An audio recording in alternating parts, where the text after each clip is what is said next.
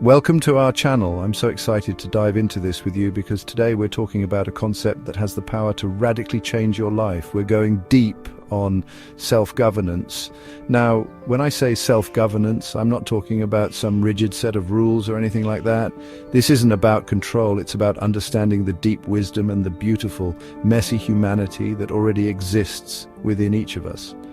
We're going to break down this idea of self-governance into three parts: economics, politics, and law. I know, bear with me. These might seem like kind of big, heady concepts, but I promise you they connect deeply to our everyday lives. We're going to talk about how they show up in the way we manage our energy and our resources, how we make decisions, and how we choose to move through the world.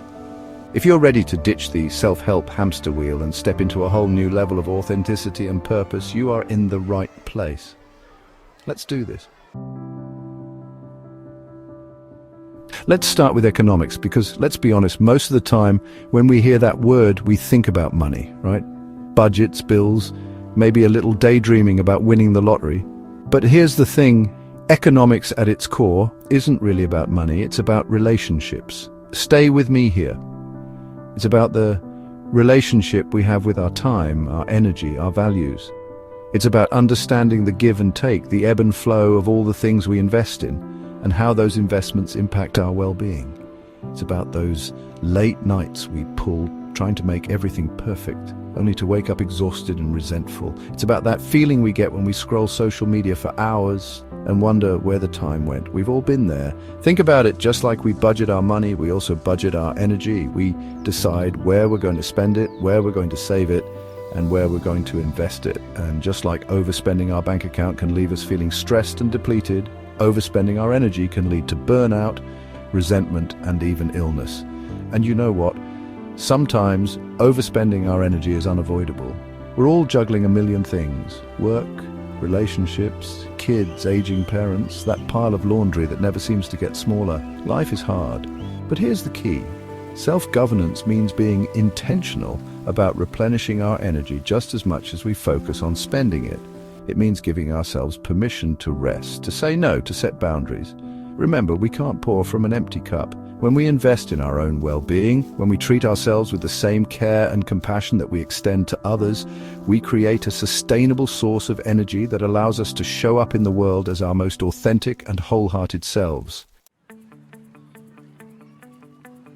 Okay, so we've talked about economics, the way we manage our resources.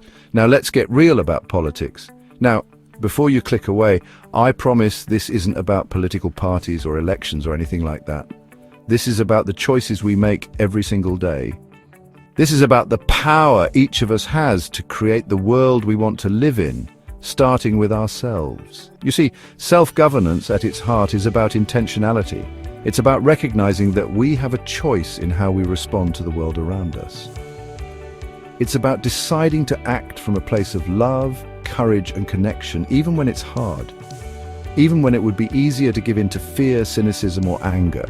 There's this ancient Greek analogy of the soul as a chariot being pulled by two horses, a white horse, representing our higher nature, our desire for wisdom and connection, and a dark horse representing our ego, our fears, and our insecurities. The charioteer is our will, our capacity to choose which horse we're going to let lead. Self-governance is about grabbing the reins and choosing to be guided by our values. It's about pausing before reacting, about asking ourselves, what's the kindest, most compassionate way to respond in this moment? What choice will lead to greater connection, not just for me, but for everyone involved?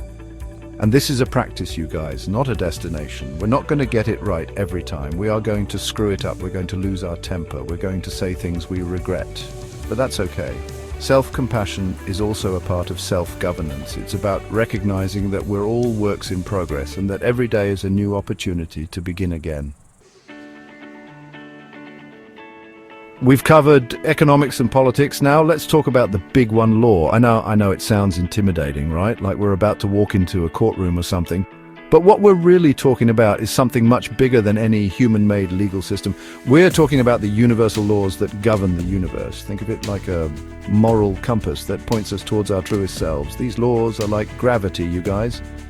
Whether or not we believe in them or understand them doesn't really matter. They're always at work, shaping our experiences, and you don't have to look very hard to see these laws in action. We see it in the law of cause and effect, in the understanding that our actions have consequences. We see it in the law of attraction, in the recognition that we draw to ourselves experiences that match our dominant thoughts and emotions. Self-governance then becomes about aligning ourselves with these universal laws. It's about recognizing that when we live in harmony with these principles, when we choose love over fear, when we act with integrity and compassion, we create a ripple effect that extends far beyond ourselves. We begin to see that our well-being is inextricably linked to the well-being of others. We start to understand that what we put out into the world matters, and that, my friends, is incredibly powerful. This is about recognizing that we're all connected, that we're all part of something much bigger than ourselves. It's about understanding that when one of us suffers, we all suffer, and when one of us heals, we all heal. Thank you for watching. I hope this conversation has sparked something in you, that it's given you a new way to think about what it means to truly govern yourself. Remember, self-governance is a journey, not a destination.